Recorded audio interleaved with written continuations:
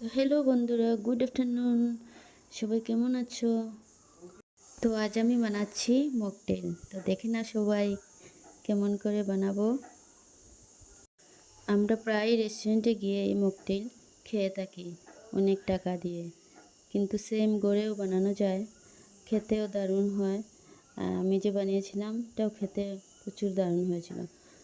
তো তোমরাও সবাই এইভাবে বানিয়ে গড়ে খেতে পারো, কম খরচেও হয়ে যাবে। তো দেখতে থাকো। তো আমি বানিয়েছিলাম তরমুজ দিয়ে, কারণ তরমুজটা আমি রেস্টুরেন্টে খেয়েছিলাম, অনেক টেস্টি লাগছিল, তাই ঘরেও বানিয়ে নিলাম। আর এই গরমের মধ্যে এই মকটেল খেতে সত্যি অনেক শান্তি লাগে। তো তোমরা কে কে মকটেল খেতে ভালোবাসো কমেন্টে জানাবে। ভিডিওটা দেখার জন্য সবাইকে অসংখ্য ধন্যবাদ। তোমরাও ঘরে ট্রাই করবে, ভালো লাগবে খেতে। তো সবাই ভালো থাকো, সুস্থ থাকো। টাটা।